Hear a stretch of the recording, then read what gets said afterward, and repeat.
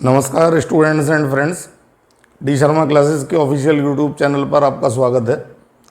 आज मैं आपको हॉफमैन्स एग्जॉस्टिव मिथाइलेशन के शॉर्टकट्स बताने वाला हूं, जो कि एमीन का एक बहुत इंपॉर्टेंट टॉपिक है, जहां से आपको नीट में और जेई मेन में और जेई एडवांस में एक सवाल पक्का मिल जाता है। और बेसिकली जो हॉफमैन्स एग्जॉस्टिव मिथाइलेशन है वो एमीन को हम CH3I की सहायता से तोड़ते हैं।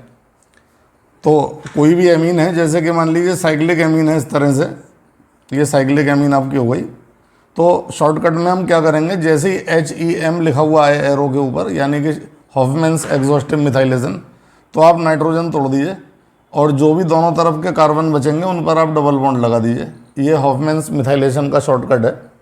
और इसमें हमें ये भी ध्यान रखना होगा कि जो नाइट्रोजन कंपाउंड एरोमेटिक है उसका HEM नहीं होगा। तो सवाल ये भी बहुत पूछता है कि किसका HEM नहीं हो सकता है।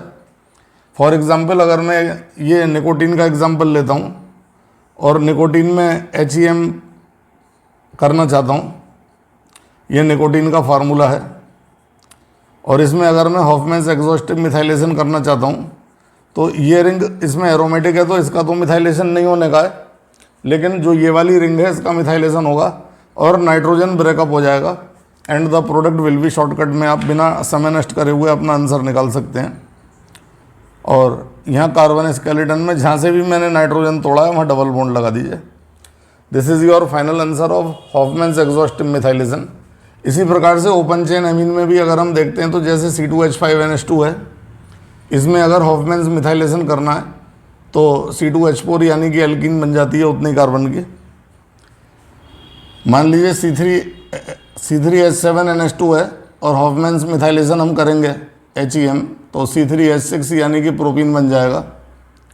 और अगर मान लीजिए 2 NH2 ग्रुप हैं तो 2 NH2 ग्रुप यहाँ चेन के अंदर 2 पाई बॉन्ड लगाएंगे, तो जब हम हॉफमैन्स एग्जॉस्टिव मिथाइलेशन करते हैं दोनों NH2 हटेंगे और कार्बन कार्बन के बीच में ट्रिपल बॉन्ड आएगा। ये इस प्रकार से हम कुछ केस याद कर लें तो हम शॉर्टकट तरीके से बड़े आराम से हॉफमैन्स एग्जॉस्टिव मिथाइलेशन का प्रोडक्ट बना सकते हैं, और ये आपके लिए कंपटीशन में काफ़ी हेल्पफुल रहने वाला है। मान लीजिए इस तरह से 2 NH2 ग्रुप हैं लंबी चेन में, ब्यूटेन 1,4 डाईअमीन है, देन दोनों NH2 हटेंगे हमारे। Hoffmann's exhaustive methylation basically NH2 group हटाता है और NH2 हटा करके डबल बॉन्ड लगाता है उस कार्बन पर, then the final product will be this. जहाँ पर आपने NH2 हटाना है, NH2 हटा करके डबल बॉन्ड लगा देना है। इसमें हम क्या करते हैं कि कंपाउंड में पहले CH3I डालते हैं सबसे पहले, फिर उसके बाद AgOH डालते हैं, फिर हीट करते हैं। ये 3 स्टेप मिल करके हॉफमैन्स एग्जॉस्टिव मिथाइलेशन होते हैं। डिटेल्ड ऑफ द रिएक्शन में जाने की ज़रूरत नहीं है, आप शॉर्टकट से ही अपना आंसर बता पाएंगे। बस इसमें एक फाइनल बात और ध्यान रखनी होती है, जैसे कि CH3CHNH2 CH2CH3 है, तो इसको जब हम हॉफमैन्स एग्जॉस्टिव मिथाइलेशन करने वाले हैं तो NH2 हटेगा, उस तरफ से H लेके हटेगा जिधर हाइड्रोजन की संख्या ज़्यादा है, then the final product will be this. बहुत इंपॉर्टेंट टॉपिक नीट के लिए रहने वाला है, जेई मेन और जेई एडवांस के लिए।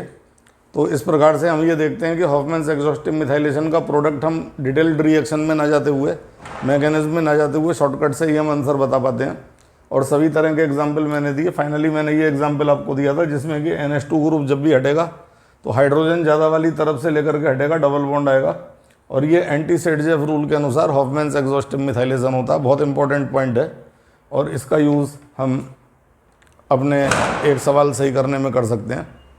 और मैं अपने अगले वीडियो में ओजोनोलिसिस के बारे में लेकर के आऊँगा।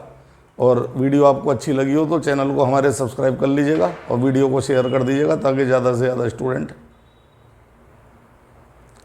इसका लाभ उठा सकें। Thank you.